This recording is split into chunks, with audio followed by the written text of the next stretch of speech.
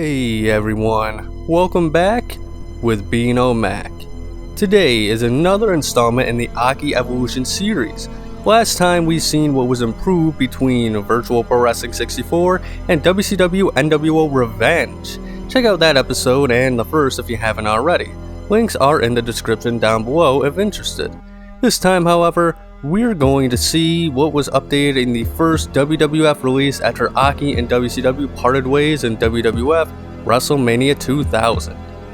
Remember that these are just gameplay improvements for now, but enough stalling. Let's go wild. I'm gonna start this video off by letting you all know that the hybrid and kickboxing style from Revenge has been removed. That means that no more strike combos during strong grapples anymore. That said though, if reports are indeed correct, then it seems like the strike combos were somewhat of an unpopular decision in Revenge when it first came out. Other than that though, I think that's thankfully all that has been removed really, other than being able to toss an opponent backstage on certain arenas.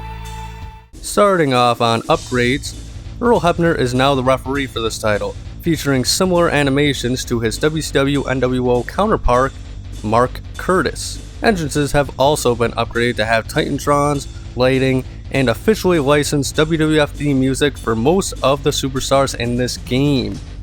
Grapple moves have new button combinations that add 4 new move choices in total for every wrestler.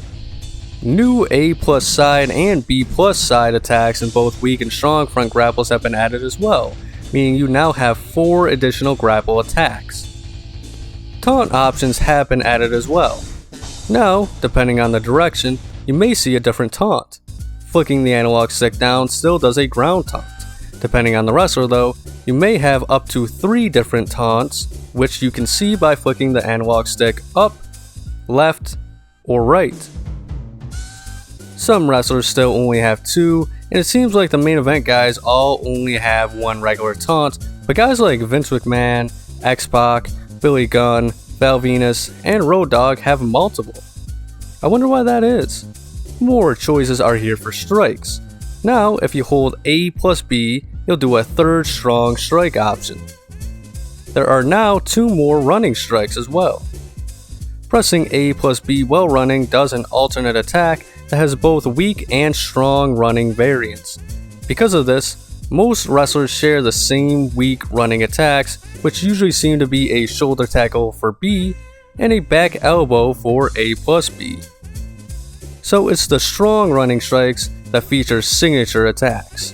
This carries over to running attacks to foes in the corner as well. Speaking of corner moves, we now have major updates in this field.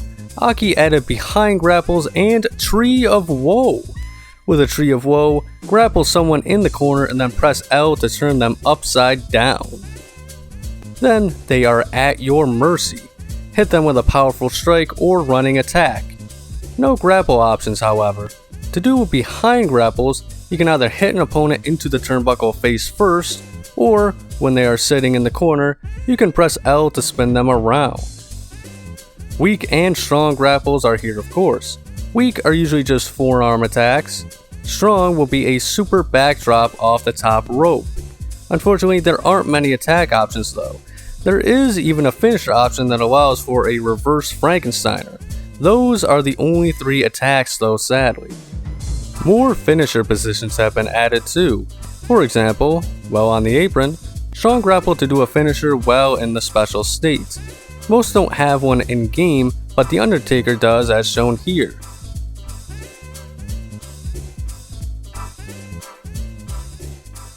An odd one is the special move while your opponents are on the apron. There are only 2 moves for this. Suplex to the inside, which is usually reserved for strong grapples, and club to the chest, which is the weak grapple variation. I love AKI, but this has got to be one of the most useless features added to a wrestling game, period. They could have added new moves like maybe a belly to belly to the inside, or getting ready to suplex a wrestler, but instead, dropping them stomach first into the ropes. But we don't have any additional moves, so this is a useless feature. Unfortunately, that seems to be a theme for some of these additions in WrestleMania 2000. There's promise for move options like Tree of Woe, back corner grapples, apron attacks, but there aren't enough moves to justify adding them in, so they mostly go unused and unnoticed by the average player. An oddity in this game is that Irish whip grapples are incorrectly labeled. In the move settings and edit mode, it says that Irish whip grapples moves depend on tapping A with the D-pad. This is tested and shown to be wrong. Just like in Revenge, the type of front grapple you do before throwing the opponent into the ropes matters, but it's still as simple as tapping or holding A for two different moves. Maybe AKI intended to change the inputs, but didn't have time. Or they just forgot how their own button presses work. I don't know. Even though I've been ragging on AKI, there are still some great features added to the series in WrestleMania 2000. AKI has added 2 new positions for grounded foes, sitting up and sitting down. Because of this, 4 new ground grapples have been added. You can get your opponent in these states by either pressing R when they are down, or after significant damage, tired out enemies usually will be hit into these positions. Because of them though, now you need to hold the R button down to fully pick an opponent up, or just press it again once they change positions.